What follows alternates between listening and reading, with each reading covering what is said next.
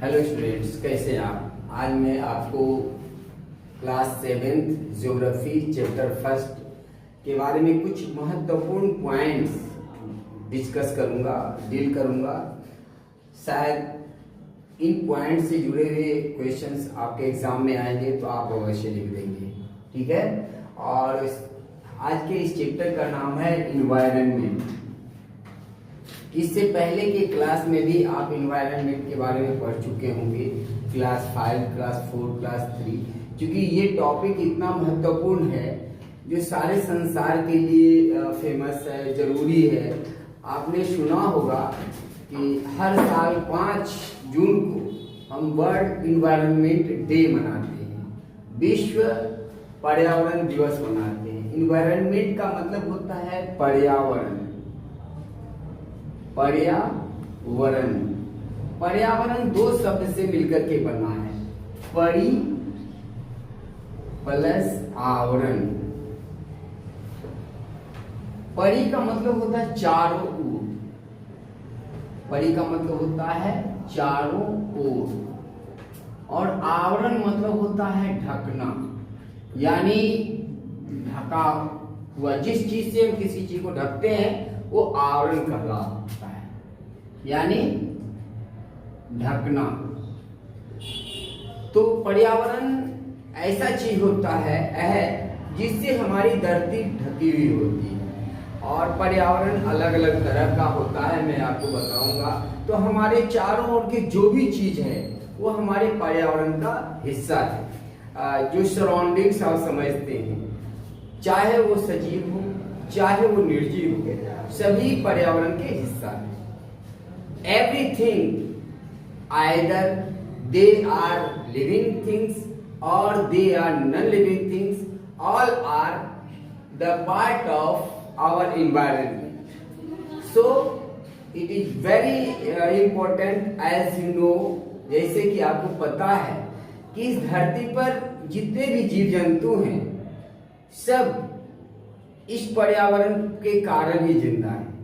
इस पर्यावरण में हमारे पास क्या है? हवा है, पानी है, सूर्य की गर्मी है, धरती है, पेड़ पौधे हैं, अनेकों तरह के जीव हैं, जिनमें माइक्रो ऑर्गेनिज्म से लेकर के हाथी जैसे जानवर, ये सब पर्यावरण के हिस्से हैं। देखिए, हर जगह का पर्यावरण एक तरह का नहीं होता, और पर्यावरण भी अलग अलग तरह के होते हैं। एक प्राकृतिक पर्यावरण होता है, एक मानव निर्मित पर्यावरण भी होता है। तो ये पर्यावरण भी अलग अलग तरह के होते हैं, ठीक है। अब हम देखेंगे कि पर्यावरण के मुख्य घटक क्या है। पर्यावरण के मुख्य घटक हैं बायोटिक और अबायोटिक कंपोनेंट्स। बायोटिक कंपोनेंट्स ऐसे कंपोनेंट को कहते हैं जिसमें सजीव वस्तुएं होती है, जिसका एक लाइफ सर्कल होता है और वो जिंदा रहता है, मर जाता है, मरने के बाद उसका विघटन हो जाता है, जैसे पेड़ पौधे और जीव जंतु। अबायोटिक कंपोनेंट मतलब अजैव, जो निर्जीव चीजें हैं, जैसे धरती, जैसे हवा, पानी, ये सब निर्जीव चीजें हैं। लेकिन दोनों ही बायोटिक और अबायोटिक कंपोनेंट जो होते हैं वह एक दूसरे के ऊपर निर्भर होते हैं। एक सजीव बिना पानी और बिना गर्मी और बिना हवा के जिंदा नहीं रह सकता। हमारी धरती, दुनिया, पूरे ब्रह्मांड की, पूरे यूनिवर्स की अकेली ऐसी ज्ञात प्लेनेट्स है जिस पर सजीव होते हैं। इसके अतिरिक्त हमारे सौर मंडल में कोई भी ऐसा ग्रह नहीं है जिस पर कि कोई भी सजीव हो, अब तक की जानकारी के अनुसार। और इसके अलावे कोई और भी जो सौर मंडल होगा, हो सकता है कि वहां पर कोई पर्यावरण हो सकता है वहां पर बायोटिक कंपोनेंट्स हो, लेकिन आज की तारीख में कोई भी प्रूफ इसका नहीं है कि धरती के अलावा किसी और ग्रह पर जीवन हो। आइए, धरती पर जीवन क्यों है? धरती पर जीवन इसलिए है क्योंकि धरती पर पेड़ पौधे हैं। धरती पर जीवन इसलिए है क्योंकि धरती पर हवा है और पानी है। आपने देखा होगा कि पानी आप कहीं रखते हैं तो 2-4 दिनों में ही उस पानी में एक जीव बन जाते हैं, माइक्रो ऑर्गेनिज्म आ जाते हैं। दरअसल जब हवा का संपर्क पानी से होता है तो जीवन की उत्पत्ति होती है। ठीक है, तो हम बता रहे थे कि इसके 2 घटक हैं। तो ये तो हमने बायोटिक और अबायोटिक कंपोनेंट्स की बातें की, और दूसरा होता है एक नेचुरल और एक मैन मेड। ठीक है, जो प्राकृतिक पर्यावरण होता है और प्राकृतिक और एक मानव निर्मित पर्यावरण भी होता है। प्राकृतिक पर्यावरण क्या है हम बता चुके हैं, जिसमें जंगल है, पेड़ पौधे हैं, जिसमें नदियां हैं, पहाड़ है, ये सब प्राकृतिक पर्यावरण के अंग हैं।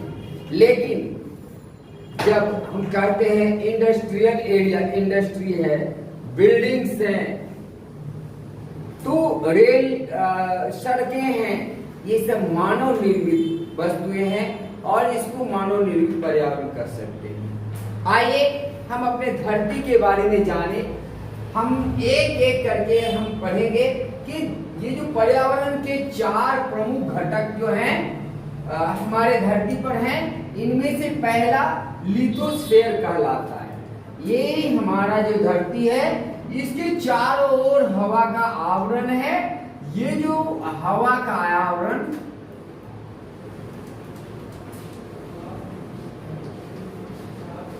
ये क्या है?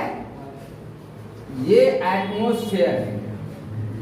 ये जो हमारी धरती है, ये जो भूपर्वतीय है, जो सबसे ऊपर वाला हिस्सा है, इसको हम इस भूपर्वती को हम क्या कहते हैं? इसको लिथोस्फीयर कहा जाता है। ये क्या है? लिथोस्फीयर कहलाता है। ठीक है, लिथोस्फीयर का मतलब स्थलमंडल हो गया। ठीक है, जहां पर हम लोग रहते हैं। दूसरा है हाइड्रोस्फीयर। हमारी धरती का लगभग 71% जो पार्ट है वो पानी से ढका हुआ है। 71% पानी से ढका हुआ है और 29% जो है वो लिथोस्फीयर है, जहां हम लोग रहते हैं। अब हम एक एक करके सबके बारे में हम बाद में डिटेल से बात करेंगे। तो दूसरा हाइड्रोस्फीयर है, तीसरा एटमॉस्फेयर है। ये जो हवा का आयरन है, यानी लेयर ऑफ एयर। ठीक है, हवा का जो लेयर है ये एटमॉस्फेयर है। और वायोस्फीयर यानी जैवमंडल, जिसमें बायोटिक और अबायोटिक दोनों कंपोनेंट्स शामिल होते हैं। एक एक करके हम चर्चा करेंगे। सबसे पहले lithosphere. What is lithosphere? Lithosphere is a part of our earth और upper part of the earth which is also called the crust। धरती का ऊपर वाला हिस्सा जिसको हम क्रस्ट कहते हैं वो लिथोस्फीयर होता है। ठीक है, और ये इतना महत्वपूर्ण है कि जितने भी जीव जंतु हैं, खास करके मानव समुदाय, वह इसी लिथोस्फीयर पर रहते हैं। पहाड़, नदियां, झरने सब के सब इसी लिथोस्फीयर के पार्ट हैं। यहां तक कि जो हाइड्रोस्फीयर के कई पार्ट हैं, जैसे तालाब, नदी, झील, ये सब भी इसी लिथोस्फीयर में है। लिथोस्फीयर हमारे लिए इसलिए भी महत्वपूर्ण है क्योंकि इस पर न सिर्फ हम रहते हैं बल्कि जीवन यापन के लिए जितने भी काम करते हैं इसी पार्ट में करते हैं। चाहे वो खेती की करने की बातें हो, चाहे वो जंगल हो जिसमें कि जंगली जीव रहते हैं, और पेड़ पौधे होते हैं, तो वह हो, चाहे वो पहाड़ हो, चाहे नदियां हो, सब के सब जीवन के लिए महत्वपूर्ण होते हैं। तो फर्स्ट पार्ट आप समझ गए होंगे कि लिथोस्फीयर क्या है। लिथोस्फीयर। हालांकि जो समुद्र के नीचे की जमीन है वो भी लिथोस्फीयर है, लेकिन वहां उसकी मोटाई कम होती है और ये समुद्र तल से लिथोस्फीयर की ऊंचाई को मापा जाता है। दूसरा जो पार्ट है इसको हम हाइड्रोस्फीयर कहते हैं। ये हाइड्रोस्फीयर जो है ये जलमंडल है। ये हमारी धरती का 3 हिस्सा जो यहाँ आप देख रहे होंगे, भारत का नक्शा, अगर दुनिया का नक्शा देखेंगे तो देखेंगे कि जो नॉर्दर्न हेमिस्फीयर है, सिर्फ उसी नॉर्दर्न हेमिस्फीयर में धरती का अधिकांश कॉन्टिनेंट अवस्थित है। साउदर्न हेमिस्फीयर में सिर्फ साउथ अमेरिका का कुछ पार्ट, साउथ अफ्रीका का कुछ पार्ट और ऑस्ट्रेलिया है। साथ साथ अंटार्कटिका है, जिस अंटार्कटिका में कोई भी आदमी नहीं रहते। तो जो बाकी का पूरा हिस्सा है वह क्या है? हाइड्रोस्फीयर है। हाइड्रोस्फीयर में कौन कौन सी चीज आती है? सबसे पहले ओशन आता है, उसके बाद सीज आता है, मैं सबको बताऊंगा। इसके बाद वे आता है जिसको खाड़ी कहते हैं, और इसके धरती पर जो नदियां होती है, झरने होते हैं, ये सब हाइड्रोस्फीयर में आता है। मैं आपको पहले बता चुका हूं कि धरती पर का जो 71% पार्ट है वह जल से ढका हुआ है। लेकिन इसके बारे में कुछ और बात आपको ध्यान देना है। परीक्षा में अक्सर ये आता है कि धरती का कितना % पानी हमारे पीने लायक है, हमारे कंजम्पशन के लायक है। मैं बता दूं कि 97% ऑफ जो वाटर है वो समुद्र में है, और ये समुद्र का पानी खारा होता है, उसमें सोडियम क्लोराइड पाया जाता है, जिस कारण वो खारा होता है, उसमें नमक होता है, उससे नमक बनता भी है, इसलिए वो हम उसको पी नहीं सकते, वो हमारे ड्रिंकिंग के लिए हमारे काम में नहीं आता है। दूसरा है 3% जो पानी है, मीठा पानी है, इनमें 2% पानी हमारे दोनों ध्रुव, जो हमारा नॉर्दर्न पोल और साउदर्न पोल है, यहाँ पर बर्फ के रूप में जमा हुआ है, आइस कवर के रूप में जमा हुआ है। यहाँ इतना बर्फ है कि अगर ये पिघल जाए तो पूरी धरती डूब सकती है। और एक ध्यान देने की बात है कि धरती धीरे धीरे गर्म हो रही है। क्यों गर्म हो रही है? तो जो ग्रीन हाउस का उत्सर्जन हो रहा है, ग्रीन हाउस गैसें, ये ग्रीन हाउस गैसें कौन कौन सी है? कार्बन डाइऑक्साइड, क्लोरोफ्लोरोकार्बन और बहुत सारी अन्य जहरीली गैसें जो हैं वो धरती को गर्म कर रही है, जिसके कारण हम जब एटमॉस्फेयर का पार्ट बताएंगे तो हम बताएंगे उसके कारण क्या होता है। यहाँ फिलहाल समझ लीजिए कि ये जो आइस के रूप में है ये 2% पानी है, ठीक है। अब बच गया 97 + 2 99%, सिर्फ 1% वाटर ही है जो हमारे धरती पर कंजम्पशन के लायक है। सिर्फ 1% पानी सारी दुनिया के लिए उपयोगी है। मैं यहाँ पर कुछ और बात बताऊं जो आपके बुक में है कि वाटर कंजर्वेशन क्यों जरूरी है, पानी को संरक्षित करना क्यों जरूरी है, आखिर ये क्यों कहा जाता है कि बूंद बूंद को बचाओ।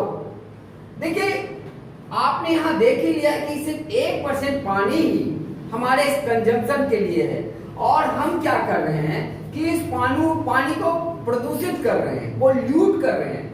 इसमें हम अपना सारा कचरा डाल रहे हैं। जितने भी बड़े बड़े शहर आप देखेंगे, सभी बड़े बड़े शहर नदियों के किनारे बसे हुए हैं, और नदियां जीवनदायिनी होती है, नदियों से हमें पीने का पानी मिलता है, और उस नदियों में हम क्या कर रहे हैं, सारे शहर का कचरा डाल रहे हैं।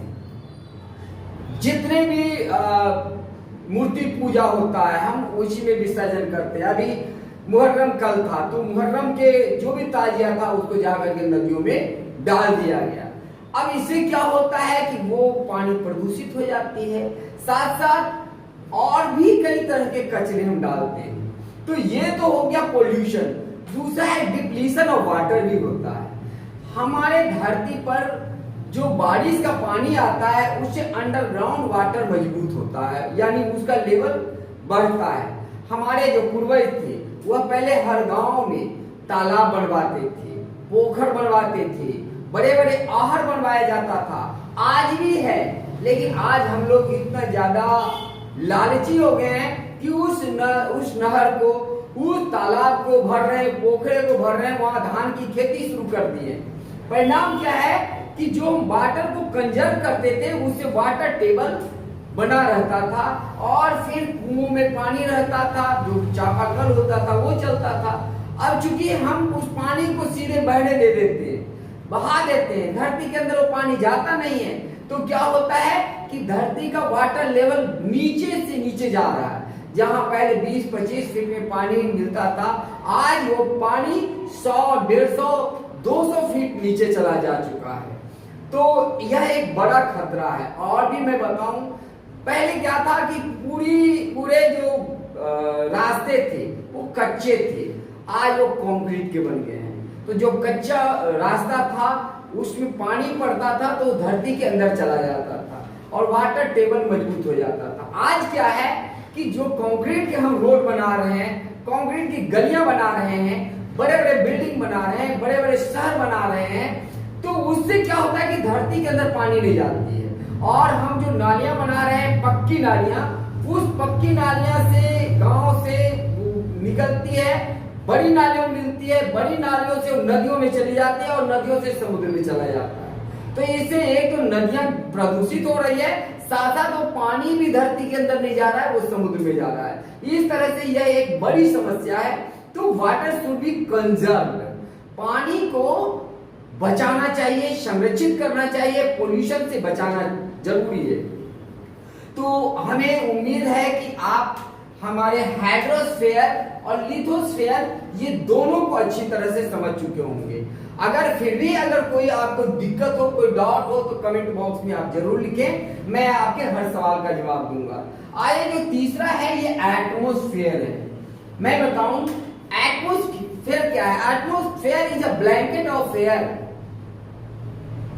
क्या है? हवा का एक चादर की तरह है धरती पर, यानी चारों तरफ से वो हवा से ढका हुआ है। और इसके कारण अब कहीं पूछ सकते हो कि सर धरती पर ये हवा क्यों है, ये ऊपर क्यों नहीं चली जाती? ठीक है, तो इसका एक बड़ा कारण है धरती का गुरुत्वाकर्षण। धरती के अंदर में जो आपको ग्रेविटेशनल फोर्सेस हैं, उस ग्रेविटेशनल फोर्सेस के कारण ये एटमॉस्फेयर को पकड़ करके हमारी धरती रखती है। ठीक है, अब ये एटमॉस्फेयर हमारे लिए क्यों महत्वपूर्ण है? एटमॉस्फेयर कैसे बनता है? एटमॉस्फेयर क्या है? एक मिक्सचर ऑफ गैसेस है। कई तरह के गैस इस एटमॉस्फेयर में हैं, जैसे कि nitrogen, oxygen, carbon dioxide, argon, ozone, helium, neon, ये बहुत सारी गैसें हैं। उनका परसेंटेज जानना आपको बहुत जरूरी है, क्योंकि एग्जाम में अक्सर पूछा जाता है कि कितना परसेंट हमारे वायुमंडल में नाइट्रोजन की मात्रा है। तो नाइट्रोजन की मात्रा हमारे यहाँ कितना है? एंड से नाइट्रोजन समझ लीजिए ये 78% है। नाइट्रोजन कंसिस्ट ऑफ 78%, ये सब 78% क्या है? नाइट्रोजन है हमारे इन्वायरमेंट में। जो दूसरी प्रमुख गैसें हैं वो ऑक्सीजन है। ऑक्सीजन कितना है? 21%। तो इन दोनों को आप जोड़ देते हैं तो कितना हो जाता है? ये 99% हो जाता है। कितना हो जाता है? 99%। सिर्फ दो गैसें 99% है, और 1% में जो गैस है 1%, इसमें सबसे ज्यादा कार्बन डाइऑक्साइड है जो 0.03% है, और बाकी की गैसें ओजोन, आर्गन, हीलियम, हाइड्रोजन, ये सब नियोन, ये सब जो गैसें हैं तो बाकी 0.7% में। तो ये तो हुआ कि हमारा एटमॉस्फेयर में कौन सा गैस कितनी मात्रा में है। अब यहाँ पर ये भी जानना जरूरी है कि आखिर ये जरूरी क्यों है।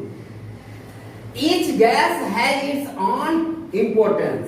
सभी गैसों के अपने महत्व हैं।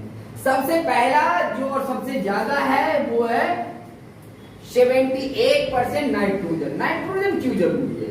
देखिए, नाइट्रोजन हमारे धरती में नाइट्रोजन की मात्रा जिससे होती है उससे हमारे पेड़ पौधों को, हमारे खेती को लाभ पहुंचाता है। तो ये खेती के लिए नाइट्रोजन काफी ज्यादा, आपने जो भी गैस यूज करते हैं, चाहे यूरिया हो या कोई और गैस, तो उसमें लिखा रहता है 46% या और कुछ भी इस तरह से नाइट्रोजन। इसमें नाइट्रोजन की मात्रा इतनी है। क्यों भाई?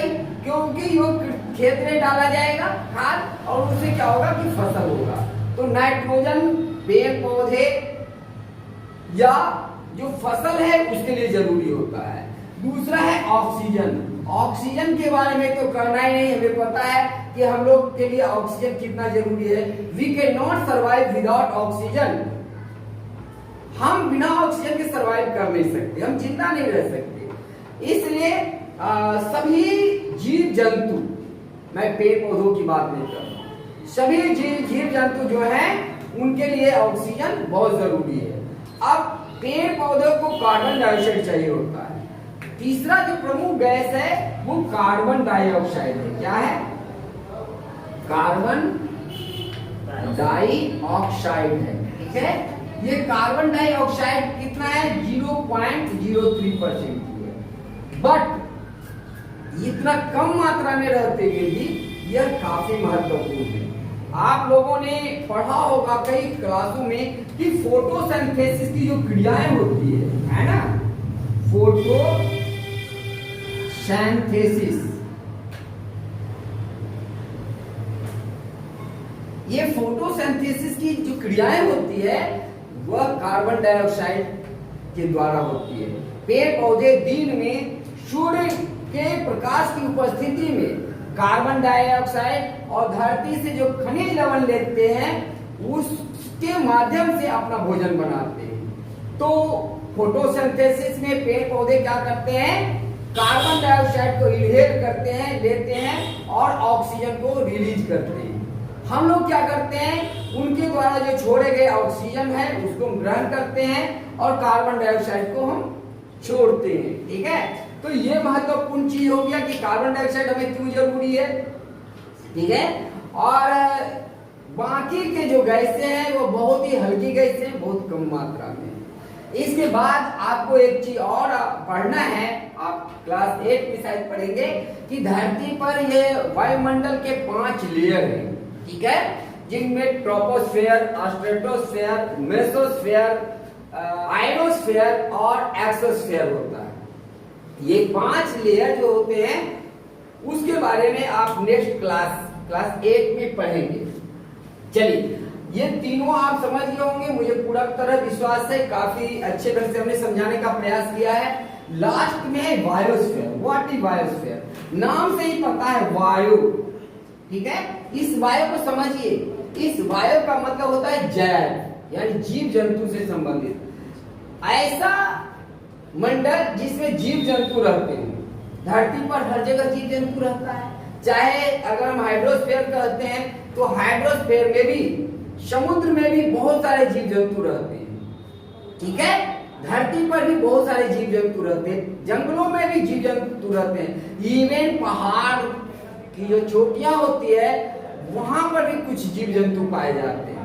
ठीक है, जहां हवा होगा और पानी होगा वहां जीव जंतु होगा, वहां जीवन होगा, ये तय बात है। ठीक है, तो ये बायोस्फीयर जैव मंडल उसको कहते हैं जिसमें कि जीव जंतु अपना जीवन सर्किल को चलाते हैं। ठीक है, इसके बगैर हम लोग इसके पार्ट हैं और इसके 2 पार्ट क्या होते हैं बायोस्फीयर में? वही एक बायोटिक, एक अबायोटिक वाला। जैसे जीव जंतु कैसे जिंदा रहेंगे? उसके लिए हवा चाहिए, उसके लिए पानी चाहिए। ये अबायोटिक कंपोनेंट्स है इसके। और जो बायोटिक कंपोनेंट्स है उसमें क्या है? जीव जंतु, पेड़ पौधे हैं, ये सभी हैं।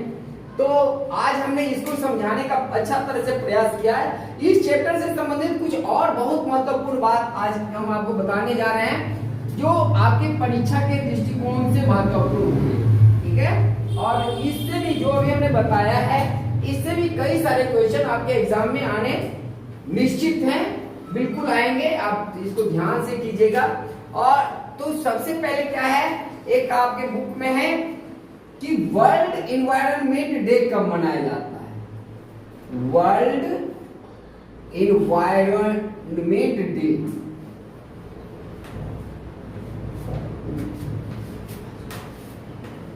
Day. When is the world environment day celebrated? तो आप इसका जवाब दे सकते हैं, When is the World Environment Day celebrated? World Environment Day is celebrated on 5th June every year. हर साल 5 जून को वर्ल्ड एनवायरनमेंट डे मनाया जाता है। सबसे पहले ब्राजील की राजधानी रियो डी जेनेरियो में एक वर्ल्ड समिट हुआ था। उस वर्ल्ड समिट में यह तय किया गया था कि दुनिया के सभी देश 5 जून को वर्ल्ड एनवायरनमेंट डे मनाएंगे। दूसरा आपके क्वेश्चन जो है ओजोन से संबंधित, ओजोन, ठीक है। ओजोन क्या है? ओजोन ऑक्सीजन के 3 परमाणु के मिलने से बनता हुआ है। आप लोग को पता होगा कि ऑक्सीजन के 2 परमाणु होते हैं, है ना, 2 मॉलिक्यूल्स होते हैं और इसमें 3 होते हैं। तो ये धरती में जो स्ट्रेटोस्फेयर है, स्ट्रेटोस्फेयर के बीच में ऊपर में एक हल्का सा परत है जिसको ओजोन लेयर कहते हैं। क्या कहते हैं? ओजोन लेयर कहते हैं, ठीक है। ये ओजोन लेयर धरती सूरज से निकलने वाली पराबैंगनी किरणों को धरती तक नहीं पहुंचने देती है, सोख लेती है, जिसके कारण धरती पर होने वाली बहुत सारी बीमारियां और बहुत सारे नुकसान से धरती बच जाती है। अगर ये ओजोन लेयर खत्म हो जाता है तो धरती गर्म हो जाएगी अचानक, सारे ध्रुव में जो बर्फ जमा है सब पिघल जाएंगे और प्रलय आ जाएगा, ठीक है। इसलिए और एक बड़ा दुर्भाग्यपूर्ण बात भी सुनने को मिला है कि इसमें छेद होना शुरू हो गया है, ठीक है। और इस छेद होने से पूरा विश्व चिंतित है और इसका कारण है क्लोरोफ्लोरोकार्बन जैसे गैसों का उत्सर्जन। क्लोरोफ्लोरोकार्बन, आप लोग जो एसी एयर कंडीशनर देखते हैं उससे क्लोरोफ्लोरोकार्बन निकलता है। एसी के अतिरिक्त कई ऐसी चीजें हैं जिनसे क्लोरोफ्लोरोकार्बन का उत्सर्जन होता है। बहुत जहरीली गैसें हैं, इसका उपयोग कम से कम हो वो ज्यादा अच्छा है। तो इसके बारे में ग्रीन हाउस गैस के बारे में बता चुके हैं। ग्रीन हाउस इफेक्ट, इसी को ग्रीन हाउस इफेक्ट कहते हैं। ग्रीन हाउस गैसों के कारण धरती गर्म होती है, जो इफेक्ट होता है उसको ग्रीन हाउस इफेक्ट कहा जाता है, ठीक है। तो इस चैप्टर के जो प्रमुख टॉपिक थे आज के इस वीडियो में हमने आपको बताया है। उम्मीद करते हैं कि आपको वीडियो अच्छा लगा होगा। अगर कोई भी क्वेश्चन आपके मन में हो तो आप हमें जरूर बताएं, हम आपके हर सवाल का जवाब अपने कमेंट बॉक्स में देंगे। तो आज बस इतना ही। Thank you for watching.